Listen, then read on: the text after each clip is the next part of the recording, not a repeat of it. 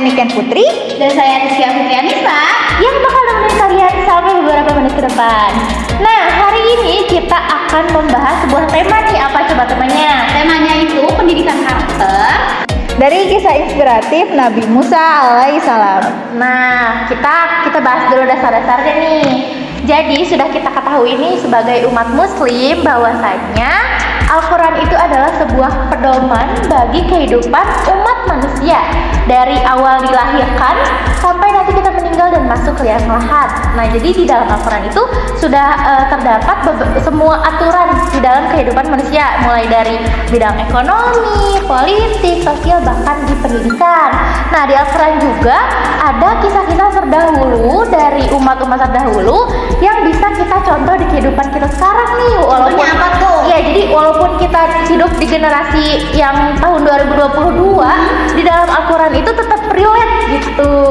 Cerita-ceritanya itu tetap relate yang bisa kita jadikan motivasi dan bisa kita ikuti gitu, dan juga kita biar terhindar dari maksiat gitu. Nah, benar banget apa yang dikatakan oleh Kak Aura.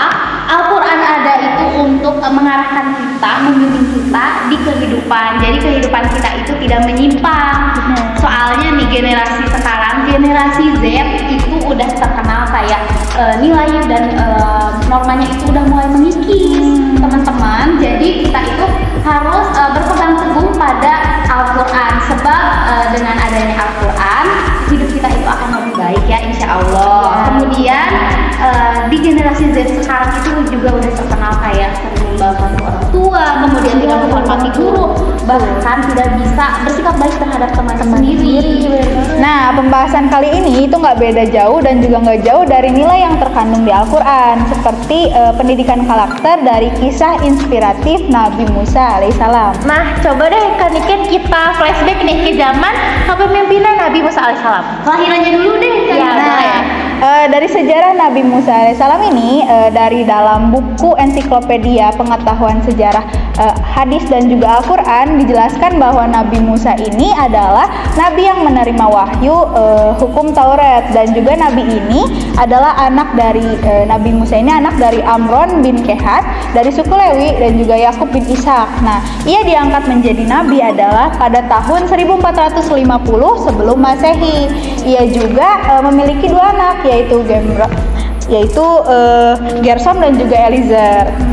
Dilihat dari tadi kelahirannya nih, ngomong-ngomong Nabi Musa itu waktu itu dilahirkannya pada saat masa-masa penuh ancaman. Wah, ancaman kayak gimana tuh? Ya, jadi dulu itu pada zaman dahulu Nabi Musa itu dilahirkan pada saat kebijakan Raja Fir'aun. Raja Fir'aun itu yang terkenal sama kekejiannya, terus nganggap dirinya Tuhan.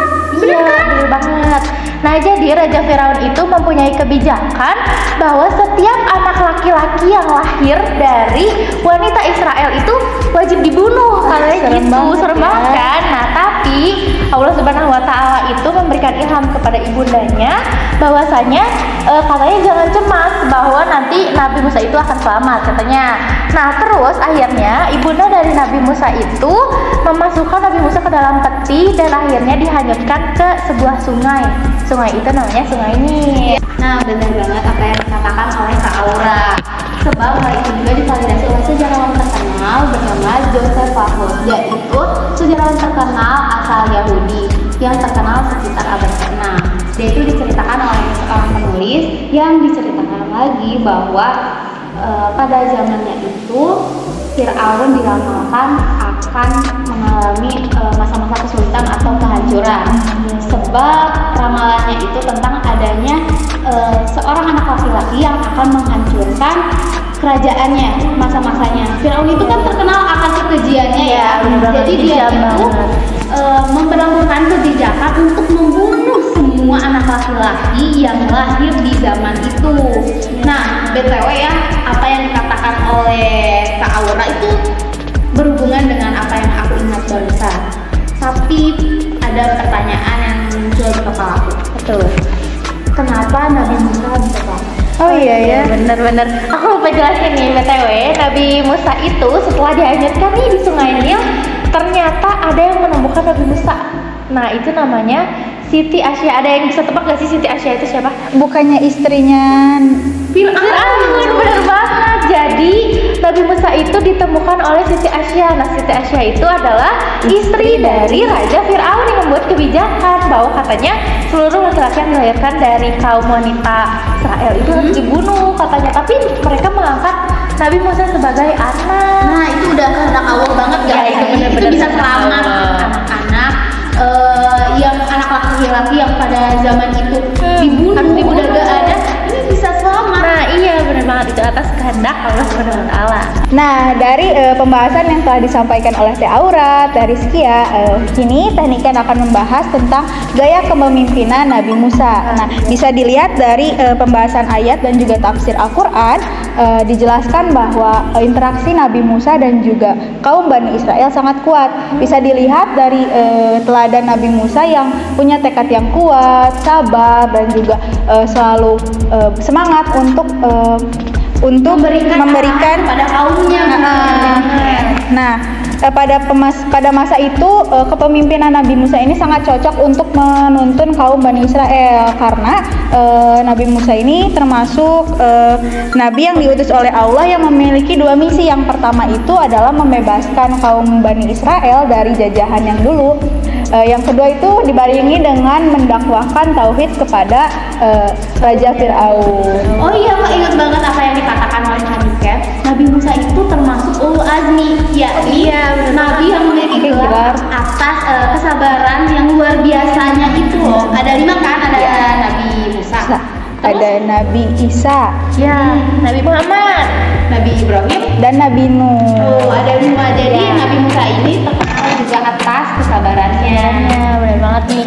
Nah, dari semua kisah tadi nih, terus dari bentuk kepemimpinan Nabi Musa, kita bisa ambil ini nih, apa sih yang bisa kita ambil gitu ya? Bisa Yang pertama, dijadikan pembelajaran Teladan kehidupan. yang pertama itu adalah Nabi Musa itu tidak pernah berhenti bersyukur kepada Allah Subhanahu wa taala. Kenapa sih, Pak Aura? Karena dari awal aja kan, dari kelahirannya pun Nabi Musa itu sudah ada di dalam situasi ancaman. Nah, tapi dia bisa menjalani kehidupannya walaupun ayahnya itu Raja Fir'aun ya kan, karena Iya, ayah diangkat angkatnya. ayah angkatnya itu adalah Raja Fir'aun, tapi dia itu tetap bersikeras untuk menyebarkan Islam gitu loh kepada Di tengah-tengah umatnya. ancaman. Nah, di tengah Banyak ancaman itu cobaan. betul. Jadi Nabi Musa itu tidak pernah berhenti untuk bersyukur kepada Allah Subhanahu wa taala. Nah, kita juga dalam bentuk implementasinya gitu ya, bentuk rasa syukur itu ada banyak. Nah, yang pertama, kita itu bisa bersyukur dengan cara kita harus bahagia. Terus bahagia, karena kan kalau misalkan kita bahagia berarti kita itu menikmati dan mensyukuri apa yang telah diberikan oleh Allah Subhanahu wa taala. Nah, terus yang kedua, kita itu selalu mengucap rasa syukur kepada Allah Subhanahu wa taala. Kayak kalau misalkan kita dapat sesuatu nih dari Dapat orang, rezeki. ya dapat rezeki, kita itu Kita untuk mengucapkan syukur. Iya, kita mau ucapkan syukur, itu alhamdulillah gitu kan ya.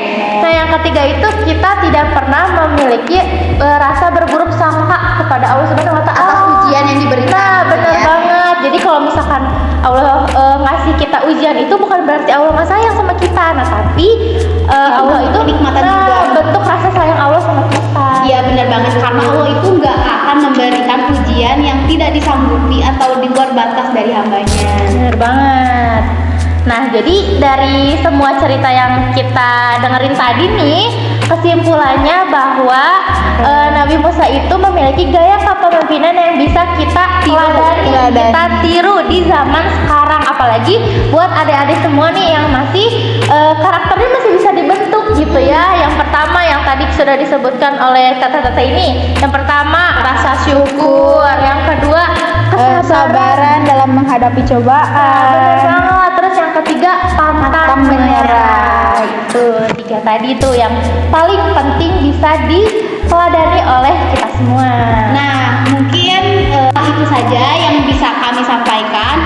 Semoga adik-adik bisa menerima dan juga mengimplementasikannya di kehidupan sehari-hari, karena hal itu juga bisa membentuk karakter yang mulia dan karakter yang baik, Lebih baik menjalani kehidupan. Gak cuma buat adik-adik nih, karena kan yang nonton juga pasti dari Dari berbagai kalangan. usia ya. Nah, kalian juga bisa mengimplementasikan kisah dari Nabi Musa ini ke dalam kehidupan kita sehari-hari. Tuh. semoga tayangan ini bisa bermanfaat dan kemudian kita juga bisa bertemu di lain waktu dengan tema-tema yang lebih menarik, mengedukasi. ya. Betul banget. Nah, mohon maaf apabila ada Salah kata. Terima kasih sudah menonton sampai akhir.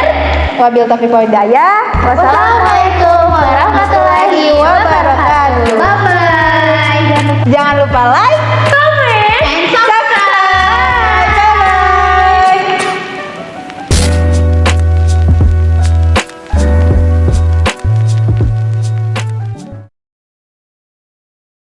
Bila kau sanggup untuk melupakan dia, biarkan aku hadir.